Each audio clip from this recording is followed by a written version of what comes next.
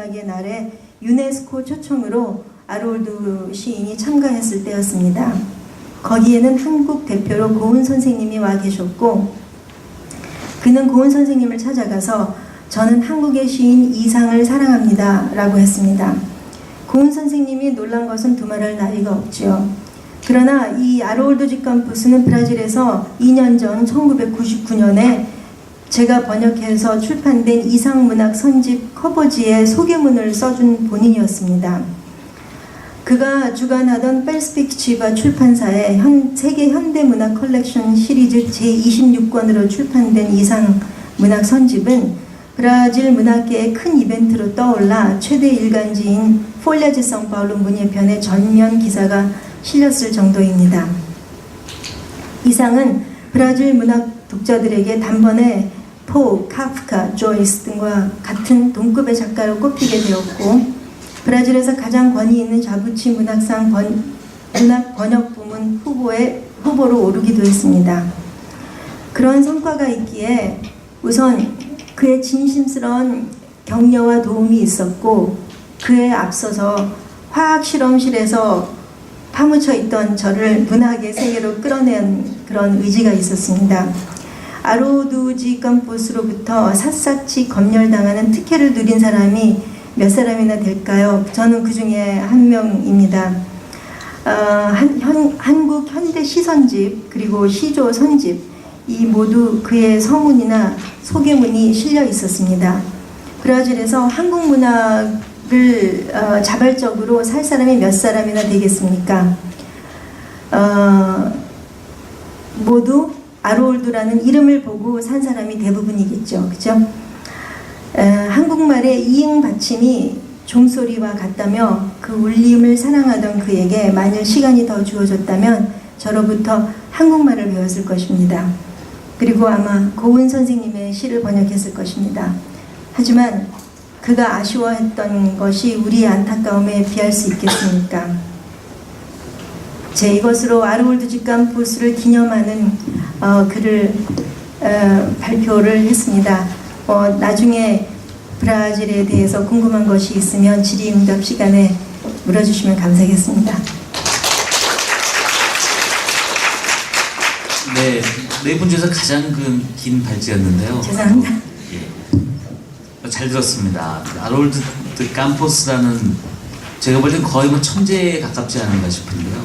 문학가이면서 어떤 어릴 때가 아니라, 어릴 때 어떤 여러 나라를 다니면서 언어를 배운 것이 아니라 특정 언어의 작품을 번역하기 위해서 직접 언어를 배워서 일본어, 중국어, 러시아어, 히브리어, 그리스어, 과연 이게 한 인간으로서 가능한 일인지 아주 신기할 정도입니다. 그만큼 위대한 작가이자 번역가가 아닌가 싶고요. 이분의 어떤 그 번역에 대한 철학은 트랜스레이션이 아니라 트랜스크레이션이라는 그 창조 활동과 비평 활동의 겸한 것이 바로 번역이라는 점.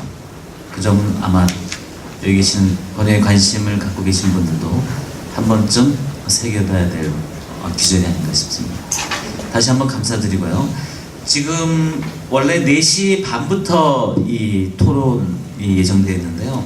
저희는 조금 늦게 끝났기 때문에 35분에 시작하겠습니다. 앞으로 일정은 1시간 정도 토론을 하고요. 토론은 별도의 두 분 선생님이 맡아주실 거고요. 그 이후에 30분 정도의 질의응답 시간을 갖도록 하겠습니다.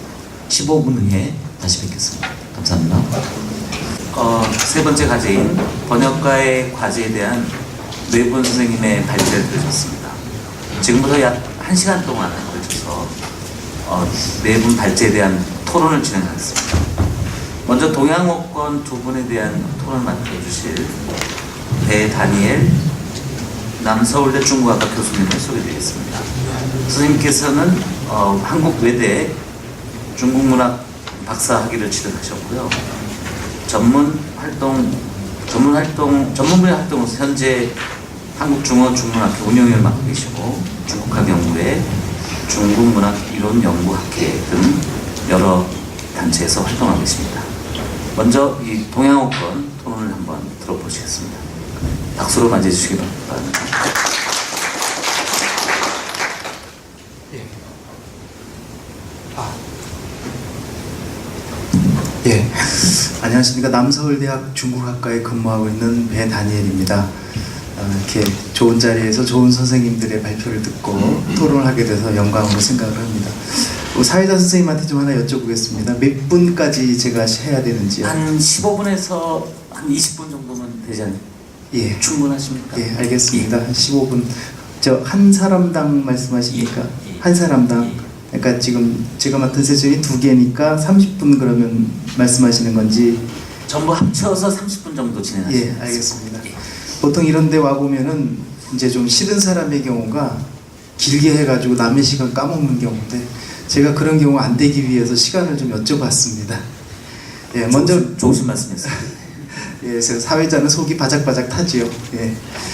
자, 먼저 잘 모르는 부분이지만 제가 의뢰를 받은 게 베트남에서의 한국문학 번역교육 연구현황과 발전대책이라는 레덩후안 교수님의 발표였습니다. 근데 말씀드렸듯이 저는 중국문학을 전공했고 중국학과 교수로 있습니다. 그러다 보니까는 베트남에 대해서는 잘 몰랐는데 웬만큼 몰라도 제가 그 나라 인사말 정도는 아는데 베트남어는 인사말 한마디도 몰라가지고 도대체 이걸 어떻게 해야 되나 고민을 했습니다. 그래서 대단히 죄송합니다. 제가 아는 게 없어서 베트남에 대해서는 처음부터 좀 무리한 어떤 맞기가 아니었나 생각이 들고요.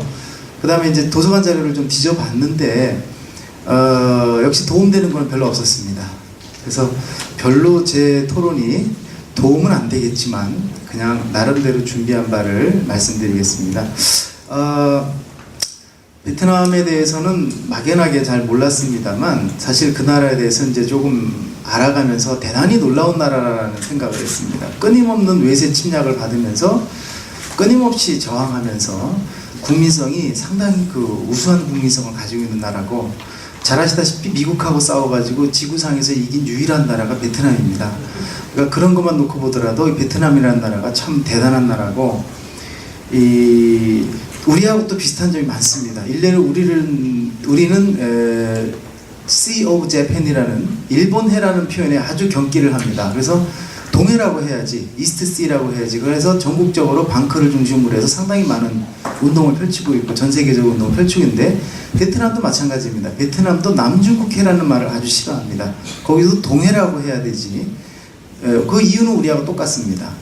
그런 어떤 그런 거라든가 그렇습니다. 근데 우리랑 조금 다른 점은 54개의 민족으로 돼 있고요. 다민족언어로 돼 있고요.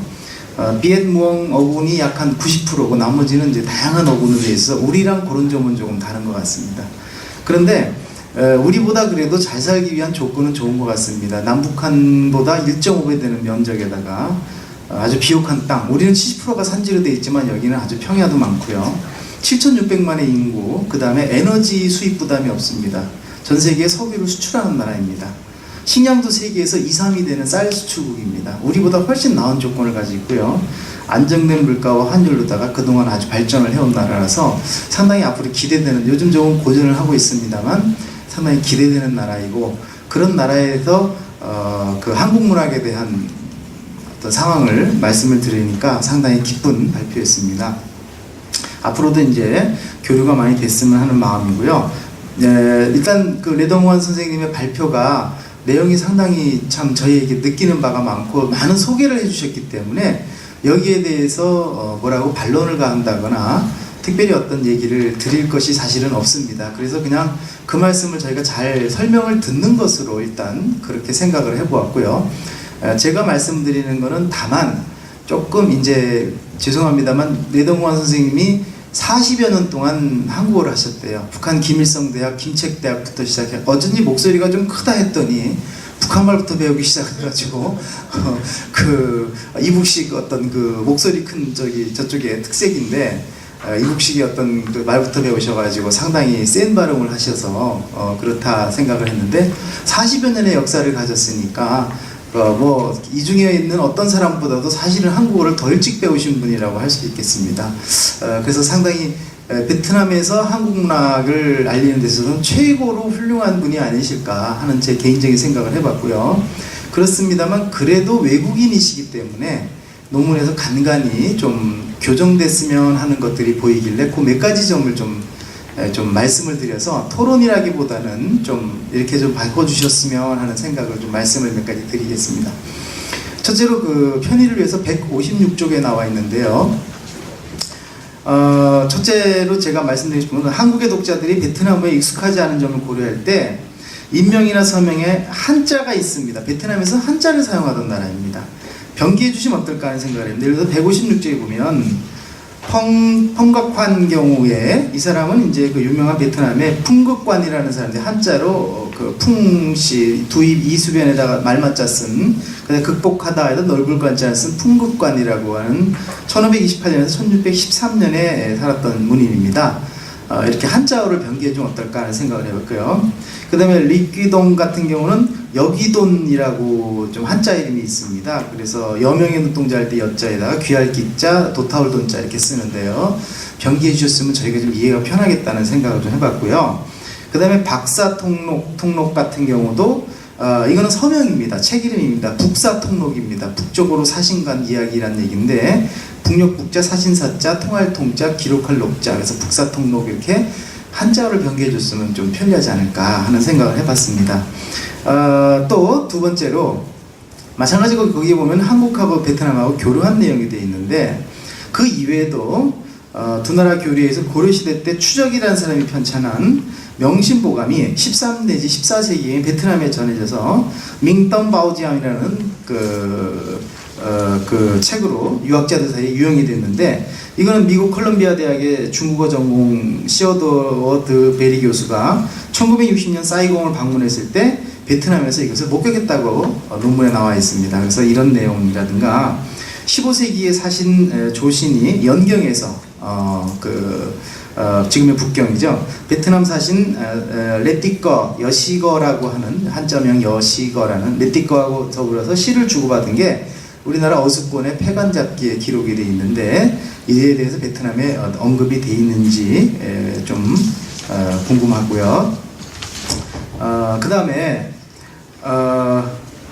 그 영어 표기 그 다음에 이제 세 번째로 영어 표기로 이제 그 본문에 이렇게 발제문에 되어 있습니다만 실제로 베트남 표기는 영어만으로 되는 게 아니고요. 그 제가 알기로도 성조 표시라든가 각종 기호를 이렇게 꼬부랑 표시라든가 꺾기 표시라든가 이렇게 해가지고 표기하는 걸로 알고 있습니다. 베트남에서는 중세까지 한자 표현을 하다가 17세기 선교사들에 의해서 라틴어식 표기를 병행하는 방법을 하는 완충기를 거치다가 1919년에 과거제가 폐지가 되면서 현재까지 오면서 라틴어식 표기, 즉 영어, 우리가 알고 있는 영어식 그 라틴어 표기를 하고 있습니다. 그래서 발표하실 때 발표문을 이제 나중에 조금 정리하실 때 베트남에서 사용하는 성조 표기나 고유한 말을 해주면 우리식으로 잘못 읽는, 우리가 알고 있는 영어 상식으로 잘못 읽는 것을 조금 교정하지 않을까 하는 생각을 좀 해봤습니다. 그 다음에 네 번째로 인명과 서명에서 보이는 오기를 조금 수정하시고 약간 해설을 곁들여 주셨으면 좋겠다는 생각을 했습니다. 예를 들어서 156쪽에 보면 1907년에 한국 번역자인 현채와 지시경 이상의에 의해서 베트남 애국자인 판보이자우의 작품 베트남 월남망국사가 한국어로 번역되었다라고 되어 있습니다. 근데 이 월남망국사라는 책은 원래 양계초라는 중국 사람의 그 유명한 그 근대의 유명한 학자인데요. 양계초라는 사람의 저술로 1905년에 중국 상해에서 출판이 됐는데 그 양계초가 서두를 쓰고 결말에 판보이저우가 나눈 의견을 서로 적고해서 자기의 견해를 보탠 작품으로 알고 있습니다. 근데 우리나라에서는 이것을 이제 그 이상의가 아니라 이상익입니다. 그래서 요거를 좀 바꿔주실 때 1906년 현채가 그 다음에 1907년에는 그 지시경이 아니고 주시경이죠. 두루주자 주시경 이걸로 좀 고쳐주시면 되겠고요. 이상의가 아니라 유명한 이상익입니다. 이걸로 좀 바꿔주시면 좋겠습니다. 또 그 다음에 마찬가지로 157쪽에 한국 내 번역자의 이름 중 정천구라는 사람은 정천자, 하늘천자입니다. 하늘천자 정천구로 좀 바꿔주셨으면 좋겠다 하는 생각을 했습니다. 정천구 교수님은 중세 선종문헌 베트남 선사들의 이야기라는 책을 민족사에서 2001년에 발간한 분입니다.